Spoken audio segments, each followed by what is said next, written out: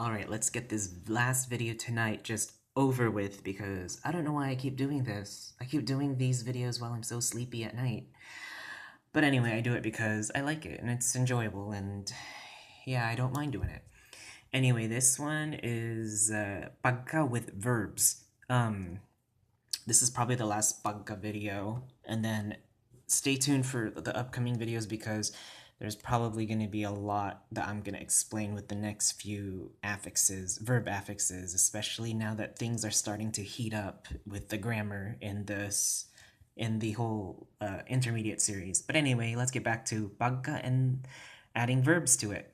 So pagka with verbs is kind of weird. This is a kind of a hard, this is a, I guess, a little difficult concept to grasp the first time.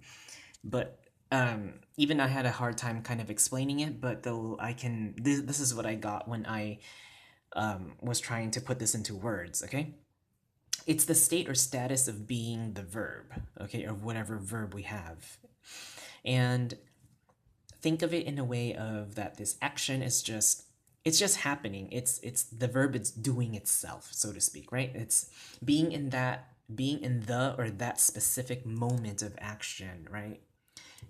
I say the specific moment or that specific moment because this verb, right, whatever action that this verb is enduring by itself can happen in any moment of time, right? So the last one is it's the verb doing itself in any moment of time. It can be you and me physically in a room and we're discussing about something and we're recalling past events where we're talking about something and that sentence had a verb that was doing something in a specific moment in time.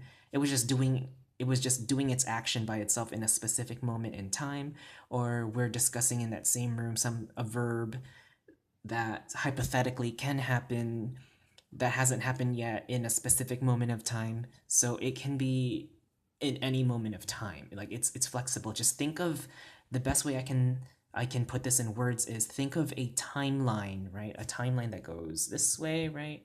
And think of a little dot in that timeline that moves left and right, right? Whether it's completed, incomplete, like you're moving in this timeline and it's flexible. That that movement in any particular point of time can happen when the verb is just doing itself, the action, right? It can happen at any time that the verb is just doing itself automatically, right? And again, it's the state or the status or the condition, I guess. Yeah, the condition or status of being the verb or being that verb. It's doing itself in that state. And here are some examples, okay? Oh, and here too, like the best, I guess the best kind of explanation I can give when translating it to English would be these three. So like something that's verbing in a specific moment of time, any. We can describe it as when blah blah blah blah blah blah, right? When blah blah blah blah blah blah. So when plus a verb action, and this verb action can be the when in the complete or incomplete. Again, any moment of time. So we can speak in a completed aspect saying when such and such was done or when such and such was going on, or we can also use this when in the incomplete aspect, such as when such and such will be blah blah blah blah, or when such and such is going to blah blah blah, then blah blah blah. So the action can be when when the aspect was incomplete, or when the aspect was completed, or when the aspect was incomplete, when blah blah blah was done, or when blah blah blah will be done. Okay, so you can see it both that way. That's why it's in any moment of time. And the last one, it's weird. It's like something ship, right? So verb ship, right? Verb ship, and then it can also be like ants or something like that ship. But I'll explain it to the examples because this is kind of really odd. I guess it's peculiar and odd to explain, right? It's like this circular logic, right? Because a verb does it by itself in any moment of time, right? It's an automatic action doing it itself. But again, it has that pug in there, so you know it's like a it's like what's the word I'm looking for? An imperative by itself, a self-imperative. There you go. It's doing it by itself because it told itself to do the action, right? So think of it in that kind of sense, if that can help. The first word we have is pagkatawo, right? Pagkatawo. And with pagkatawo, it's more like, okay, human. It's like the state of being in the state of being human, okay? But it can be like the state of being human in talking about past events. So we can look at this word pagkatao as birth, okay? The state of being human or birth, okay? That makes more sense, right? The next one is pagkadawat.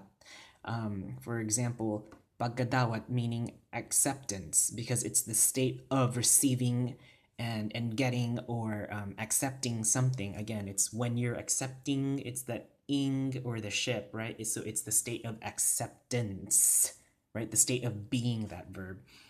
Palit, again, similar thing, right? The action of buying in that particular moment, right? The verb just automatically did itself. So buying or what else? Purchasing, I guess, in that kind of sense.